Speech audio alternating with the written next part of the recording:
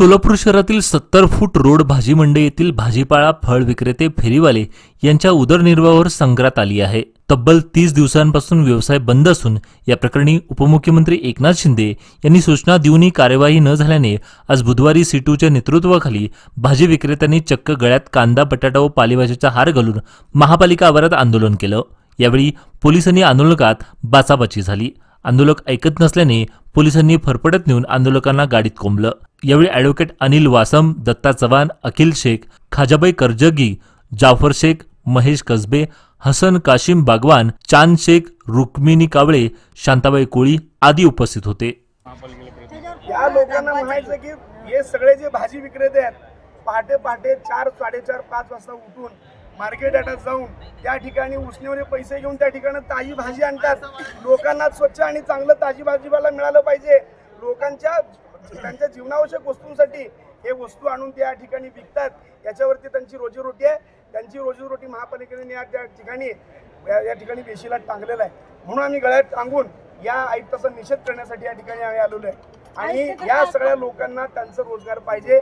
आमच्यावर कारवाई नको, आम्हाला परवानगी द्या। आमच्यावर कारवाई नको, आम्हाला रोजगार द्या, ही आमची प्रमुख मागणी आहे। तब्बल 40 वर्षापासून 70 फूट भाजी मंडईवरती हे लोक त्या ठिकाणी भाजी विक्री करत आहेत। गेल्या अनेक वर्षापासून प्रशासनाची दडपशाही सुरू आहे, तरी सुद्धा या लोकांनी रोजीरोटीसाठी त्या ठिकाणी वेळोवेळी आयुक्तांना निवेदन देऊन आपल्या न्यायाच्या मागण्या देऊन त्यांनी त्या ठिकाणी बसण्याचा प्रयत्न केला। परंतु या महानगरपालिकेच्या प्रशासनाने अत्यंत महत्त्वाची घोडचूक काय केली, ज्या पद्धतीने जनावरं भरण्याची जी गाडी असती ती गाडी त्या ठिकाणी लावून या सगळ्या लोकांचा भाजीपाला आणि त्यांना ताब्यात घेण्याचं काम त्यांनी केलं। म्हणून या सगळ्या लोकांना 70 फूट भाजी मंडईवरतीच आपला व्यवसाय करायला आला पाहिजे, ही मागणी घेऊन आम्ही गेल्या तब्बल 35 दिवसापासून महानगरपालिकेच्या प्रशासनाशी आम्ही या ठिकाणी लढतोय, परंतु प्रशासनाला तयार नाही। आम्ही महानगरपालिकेच्या आयुक्तांना निवेदन दिलं, पालकमंत्र्यांना निवेदन दिलं।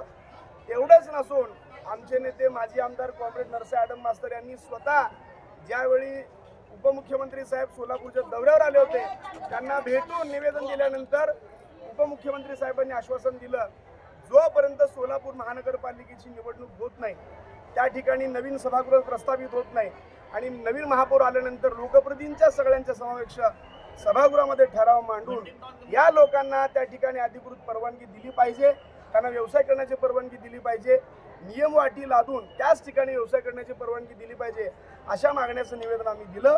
त्यावरती उपमुख्यमंत्र्यांनी त्यांनी सकारात्मक आश्वासन देऊन त्या पद्धतीचा निर्देश आयुक्त साहेबांना देण्याचं त्यांनी आम्हाला आश्वासित केलेलं आहे। या गोष्टीला सुद्धा आयुक्त साहेब अद्याप त्यांनी कुठलीच कारवाई करत नाहीत, उलट या सगळ्या लोकांच्या रोजीरोटीवरती त्यांनी नांगर फिरण्याचं काम केलेलं आहे।